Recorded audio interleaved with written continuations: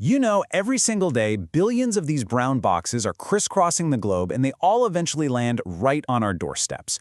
We rip them open, toss them aside, and probably don't think twice. But what if I told you that simple cardboard box is actually a marvel of engineering, a high-stakes balancing act between physics, marketing, and, yeah, even global regulation? Today, we're going to unpack the surprising complexity behind every single package you get. So, what makes the perfect box? I mean, it seems like a pretty simple question, doesn't it? But for the engineers and designers who actually make these things, it is the ultimate challenge. And the answer? Well, it's not just one thing.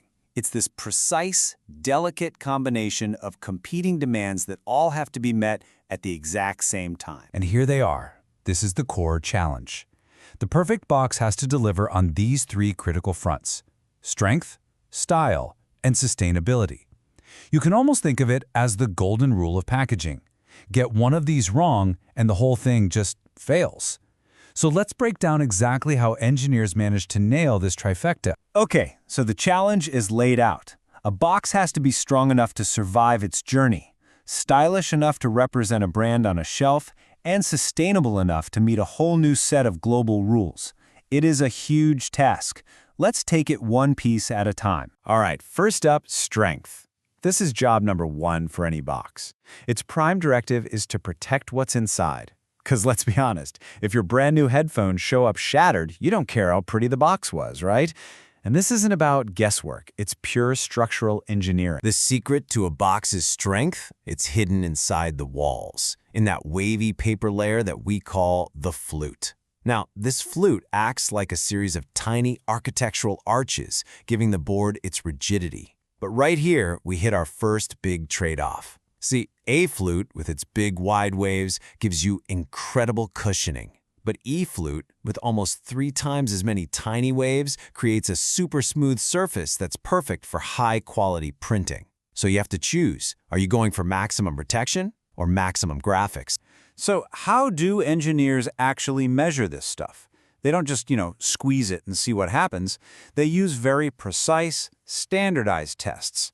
The first one is the edge crush test, or ECT. This test tells you how much force one little piece of that cardboard can take on its edge before it just buckles. This number gives you the raw, fundamental power of the material itself. Then there's the second key test, the BCT. And this one is all about real-world performance. The box compression test measures how much weight a fully assembled box can handle before it gets crushed. This is absolutely critical. It tells you exactly how high you can stack your pallets in a warehouse or in a truck before the boxes at the bottom turn into mush. Now, testing is great for checking a design you've already made. But what if you want to get the strength right from the very beginning? You definitely don't want to build 1 million boxes just to find out they all failed the BCT. This is where the real engineering magic comes in. Turns out there's a formula for that. And this is it, a simplified version of the McKee equation. You could call it the secret formula of the box world. What it does is amazing. It connects the raw strength of the material, that's the ECT we just talked about, to the final stacking strength of the finished box, the BCT. This formula is what turns box design from an art form into a predictive science. Okay, but strength is only half the story. A box isn't just a shipping container anymore. It's often the very first physical thing a customer touches from a brand. So it has to look good, it has to feel right, and it has to communicate value. This is all about designing for impact. And the choice of the paperboard itself, that dictates the entire experience.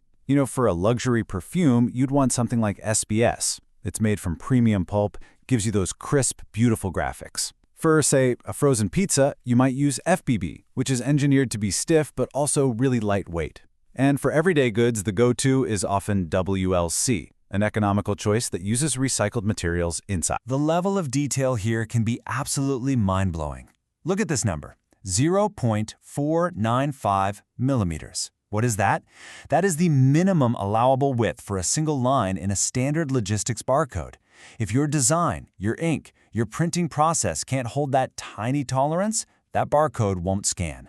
And a tiny fraction of a millimeter can literally bring a global supply chain to a screeching halt. And that is exactly why the printing method has to be part of the conversation from day one. You can't just slap a beautiful design onto any old box. Flexography? It's the workhorse for simple graphics on big shipping boxes. Offset lithography? That gives you that gorgeous photorealistic quality you see on premium cartons. And digital printing is amazing for customization and short runs, but it needs the right surface treatment to look good. The material and the printing method are totally locked together. So we've got strength, we've got style. Now we come to the third and increasingly the most dominant pillar, sustainability. And this isn't just about feeling good or being green anymore. It's about navigating a really complex and potentially expensive web of new global regulations. The big concept you have to understand here is EPR, which stands for Extended Producer Responsibility. So what does that mean? Well, to put it simply, it means the manufacturer pays for the recycling or disposal of their own packaging. So if you design a box that's really hard to recycle, you're going to get hit with higher fees. It's a massive financial incentive to design for sustainability from the start. And don't make the mistake of thinking these are some distant, far-off ideas. These deadlines are coming up fast. Starting in January 2025, the UK kicks off its mandatory recyclability assessments. By the end of that same year, the EU's huge new deforestation-free regulation applies to big companies. These are not suggestions. They are imminent, complex business realities with serious financial consequences. And, just to make things even more fun, the rules aren't the same everywhere. Not even close. In the US, you've got the How to Recycle system, which is mostly voluntary guidance for its members. But in the UK, the On-Pack Recycling Label, or OPRL, is a mandatory rules-based system. So a box that's perfectly recyclable in one country might not meet the standard in another. It's a fragmented global mess that designers have to navigate. So, how do you put it all together? How do you actually build a box that's strong, that's stylish, and that's sustainable? Let's build a little checklist for designing what we could call the future-proof box. Okay, first, measure, don't guess. Standardize all your specs using global ISO standards for things like paper weight and thickness. Second, be deliberate about matching your flute to your goal. Consciously balance the protection you need with the print quality you want.